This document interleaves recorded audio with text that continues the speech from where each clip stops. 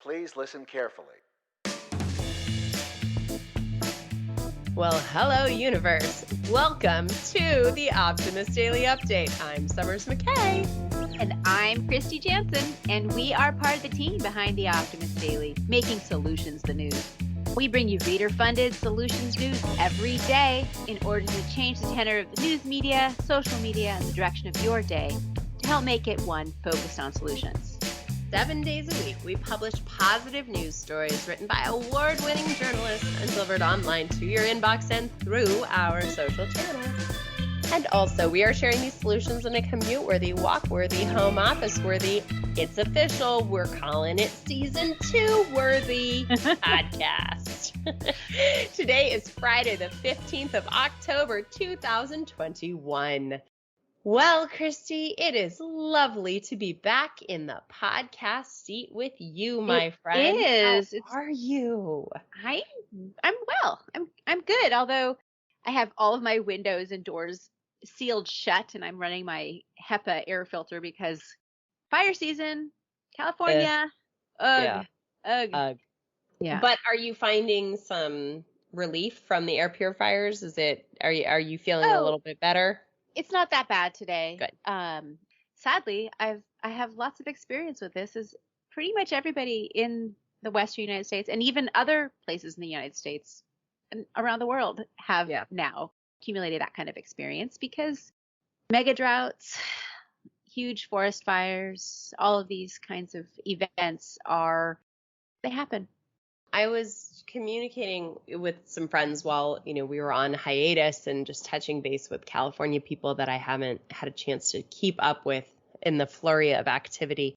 And there is a tremendous sense of pressure and stress that I think that because California in particular entering fire season, between that and the intense COVID, there's just a level of anxiety that I think everyone is experiencing on the West Coast and in other areas that are undergoing a lot of these climate challenges and climate sort of horrors, that I think people are very much looking for escape from all of their tension and their stress and just kind of a island of optimism for some self-promo, but just kind of looking for a newer, happier space and perspective, because it is just really, really intense to be constantly on defense. And it's funny because we've talked about this too, is that when you are constantly on defense or constantly feeling stressed, it's very hard to thrive, right? It's very hard for solution-focused thinking to come about, and instead you're, just kind of ready for a fight. I think that was my biggest takeaway from the last 2 weeks that you and I took off, was that I was feeling so much pressure all the time that I was just on the defense, and my physical health was falling apart and my energetic health and everything. I just was pretty worn out. But 2 weeks away, I'm feeling more optimistic. Yeah. How about you? How did 2 weeks of not recording the Optimist Daily go for you? Well, I feel like it was a very useful sort of step away, trying to get reattached to my, weekly responsibilities and keep space for my self-care practices, like the journaling that I'm doing. But the other thing that's different now is that my child is going back to in-person school and trying to organize rides to and from, and just being a carpool parent again. Right. Cuts into my schedule in ways that I am not used to. And you know all about this, Summers, but I have not had to worry about it for a little while, and now I do. And man, yeah, and like being a parent, being a full-time, working person and a full-time parenting person, or even a part-time of both or whatever. I mean, I think a lot of people are struggling with sort of balance. And one of the things that, just coming back to is what we do at the Optimist Daily and realigning with the mission that we have, which is helping people start with optimism, right? Because the world is going to be the world and the day is going to be the day, but you get to show up and set up how you're framing your future.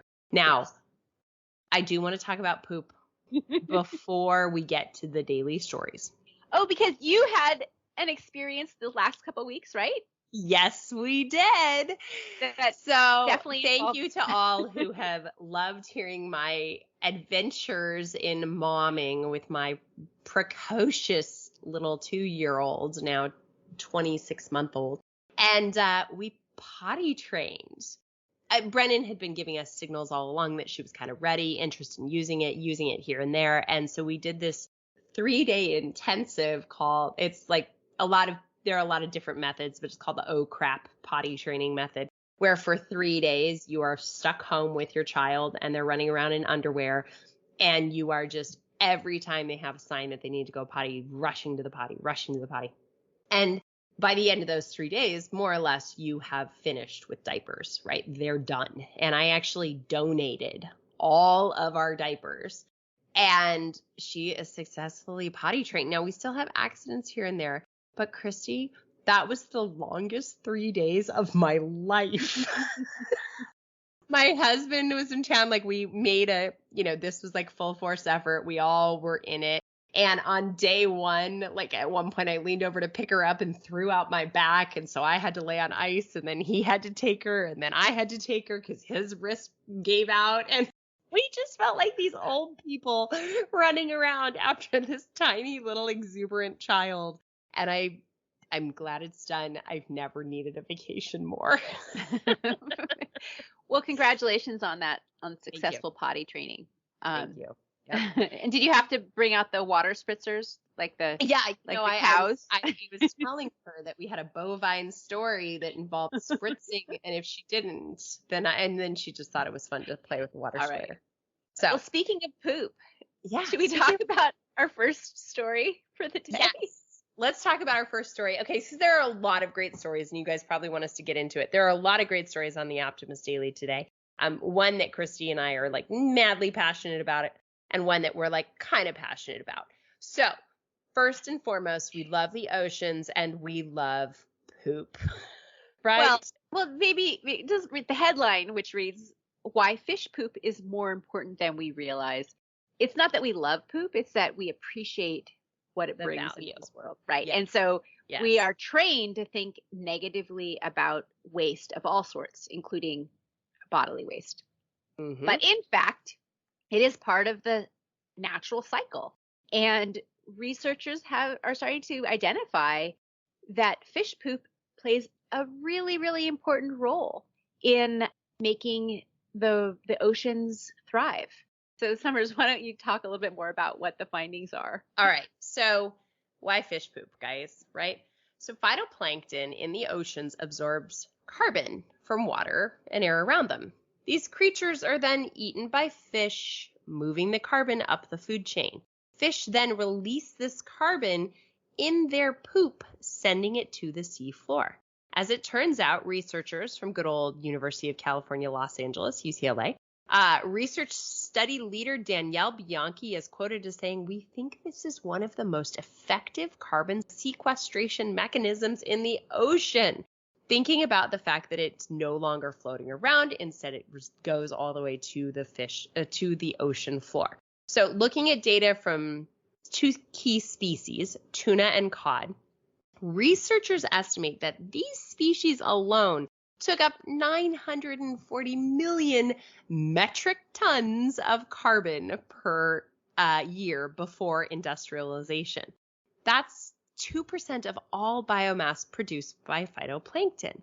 Now, for comparison, while the UK emitted 326 million metric tons of CO2 last year, the amount of sequestration by fish dropped to just 1% of phytoplankton biomass, meaning today's fish are taking up half of the CO2 they once did, even as we're pumping more into the atmosphere. That's because we've harvested, we've overfished the oceans. Overfished. Yes. We've overfished. I mean, Moana told us this story. And if it's a Disney story, then no. What I love about this solution and story is that it gives a real reason why keeping the health and biodiverse populations thriving in our ocean matter to the entire planet. right? We Right. talk oftentimes about like the Amazon trees going away, and we've sort of anchored in this notion of understanding that trees going away equals bad for everyone. But this gives us a chance of looking at why fish going away equals bad for everyone, right? And so let it be that we need more poop in the sea to make a healthier world for you and me should probably be this research study's jingle. I've decided.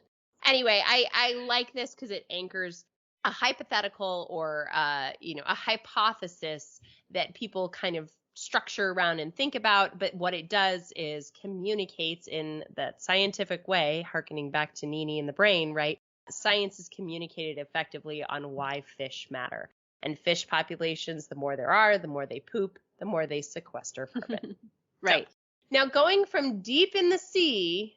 Right. to Well, the right other on. region that we love to spend time, at least in our minds, is space. Right. I'm so excited about this Yes. story. And Okay, this you is a take the story- lead. You take the lead, Okay. but I'm so excited. So the article headline is Shatner's space voyage reminds us of Star Trek's inspirational messages. And I'm sure that our audience is aware, because it's been all over the news, that this week William Shatner, who played Star Trek's Captain James T. Kirk, he became the oldest person to venture towards the final frontier aboard a Blue Origin rocket. And to me, this is just a hopeful, optimistic story. The idea of, getting Star Trek's captain into space for real. Mm-hmm. And he's old. He's 90, I think. Right. He's the oldest person who's ever ventured to this edge of space. It's not actually space. It's not like on a space trip, but he went up to the edge of our atmosphere and he came back. He, along with 3 other crew members, traveled in a hydrogen-fueled rocket that went 65.8 miles up from the surface of the Earth. And then they enjoyed a few minutes of gravity-free observation of the Earth before they came back down using a parachute-assisted landing process. There's something about this that just reminds us of the optimism that's embodied in Star Trek as a series, and what it did to our cultural opening of ideas around diversity when it was out in the early 60s. And then there's been reiterations of the series every decade. And I love Star Trek. I love Star Trek too. I have a very specific reason why I love Star Trek. My first job in storytelling, entertainment, and media was actually as an intern at Paramount Studios the year the website StarTrek.com launched. And I was involved in the launch team of StarTrek.com, also EntertainmentTonight.com and Clueless.com. Those were the 3 websites we launched that summer. And at the early stage of, the interneting of things, we didn't really know. You knew there needed to be a StarTrek.com, but nobody really knew what content to put on there, and video wasn't ubiquitous at that point. So my entire job that summer, for about a third of the summer, was transcribing episodes of Star Trek to upload to the website. And I had never been a passionate Star Trek fan, but then watching it from beginning to end, all the episodes, all the seasons, all the different series, there is just this fundamental optimism to every episode of Star Trek is taking on some insurmountable challenge, but it's taking it on usually in a way that makes community and people working together like the solution, right? Yeah. And innovation is the solution. And it is just this problem-solving program. And Kristy, you pulled a fantastic quote from the creator of Star Trek. Will you read your Gene Roddenberry quote? Sure. And Gene Roddenberry was a really interesting figure. I think Star Trek has had a tremendous impact on culture of the United States, because when it came out in the 60s, it was pushing boundaries that hadn't been pushed, which now we take for granted. But by casting a Black woman with Nichelle Nichols as Lieutenant Uhura and an Asian man with Lieutenant Sulu, it's showing that this was just a diverse crew, although they were all English speakers and all from, San Francisco, but or places in the United States. But it's, baby steps, which then opened up the idea that diversity is not something to be afraid of, but rather something to be embraced. So Gene Roddenberry is talking about just how that was part of what I think motivated him to show a possible world that embraced these kinds of differences. And he said, if man is to survive, he will have learned to take a delight in the essential differences between men and cultures. He will learn that differences in ideas and attitudes are a delight, part of life's exciting variety, not something to fear. So that was sort of the ethos that he built into the storytelling around Star Trek, which has influenced generations. I mean, when I was a kid, I was watching the reruns. Then in high school and college was when the Next Generation series was on. Then the movies were out there. I was very taken with the whole idea of the Star Trek universe. Captain Janeway was the first female captain. There was there's just a lot of showcasing that your gender, your background, your ethnicity doesn't really matter. Right. All of us are kind of, it's all good. But the thing is different now is that like newer generations haven't been as connected to it. I was talking to my son who's 15. He's like, Star Trek? I don't even know. I've never seen anything Star Trek. Some of our younger writers just not as aware of it. Well, so let's go back to why it was so exciting to see Captain Kirk go to space yesterday. And I don't know if you had the chance to watch it, but I watched it on my phone and I just had chills, right? The idea of Captain Kirk going to space has been this, you always kind of imagined Captain Kirk, if you're of the generation who watched it or had to transcribe it for a project, that you just always kind of imagine that Captain Kirk really did reside in space, right? Like that's where he was and his crew. But the very idea, and certainly I call it the billionaire space race. That's not super exciting to me because I think that there's parts of it that the resources could be invested better elsewhere. I'm not sure I really get it. But then when I think about the idea of what it can embody for all of us as we're taking these big, hairy, audacious goals, right? Big BHAGs of, carbon neutral existences and reducing our footprints and going, completely fossil fuel free. These things that seem so out of possible reach because the path to get there, but you just don't think everyone will come together to do it. For me, seeing Captain Kirk in space was exactly that. And oddly enough, Kristy, it was on that date a few years earlier that the Red Bull guy jumped. Do you remember when the guy jumped from the highest point ever, right? The highest freestanding skydive, and he was right at the edge of the atmosphere? Wow, I do kind of vaguely remember that, but I didn't realize that there was a... So it was actually October 14th, 2012. Austria's Felix Baumgartner astonished millions watching live around the world as he parachute jumped from the edge of space. This was called the Red Bull Stratos Leap. And I had posted a Facebook post of watching this live, right? Because in 2012, this was, watching live video, believe it or not, 9 years ago was kind of a big deal. Watching live video of this guy jump from space was unbelievable. And I had chills from it. And then cut to 2021, and we've got Captain Kirk up in space. Mm-hmm. So there's just this unbelievable power in humanity and creativity and innovation. And the creators of the rocket that took Captain Kirk to space, there's no question they wouldn't have gotten where they got had Star Trek, the creative storytelling show, not inspired along the way. Mm-hmm. And much of Star Trek's quote unquote technology has inspired technology we use today Absolutely. I mean, the flip phone, the original Nokia flip phone, was designed to mimic the Star Trek the communicator. Exactly, the Star Trek communicators. And it just shows you how science fiction can help us imagine the future. And the other thing that Star Trek reminds us is that not everything has been discovered. It's all about discovering new things. It's all about creating new adventures, and that tomorrow can be really interesting and exciting. It's not all about yesterday. Well, speaking of tomorrow is in fact Saturday, so you're going to be able to log on to the Optimist Daily and read some other great stories. But for the rest of the headlines today, we have Japan striving to harness the incredible power of typhoons, 6 ways to keep your bananas from going brown and not having to make copious amounts of banana bread. These sleek pieces of furniture are mainly made from seagrass.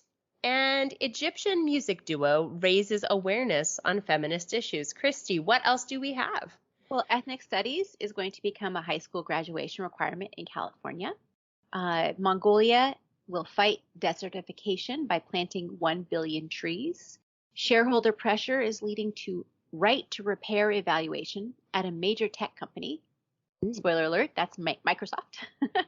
And a bull elk with a car tire wrapped around his neck for 2 years is finally disencumbered of that car tire. We have a deer in my community that's had a bucket around her neck for 2 years. Oh man. It's crazy. And she's had 2 fawns and anyway, Kristy, we did such a deep dive into the Shatner story. I almost feel like you and I should come together and write an Optimist View this weekend, delivered exclusively to our Optimist Daily emissaries. I love it. What do you we'll think? Write about the optimism of Star Trek. I love it. Let's do it. Perfect. Hey, everybody, thank you for listening to today's Optimist Daily update. It's good to be back. Sorry we're a little rusty. We promise to continue to share positive solution-based stories with ideas on how you can participate in this changing world and ensure it is changed for the good. We promise to cover the current events with accuracy, legitimate sources, and offer you the information needed most to chart new paths for all of us. Hey, consider becoming an emissary member on theoptimistdaily.com, and for as little as $5 a month, you're going to get to hear more about the ultimate optimism of Star Trek. Help us keep the Optimist Daily free for everybody who needs it, supported by those of us who can. We'll be back on Monday with more solutions. Bye. Bye, guys.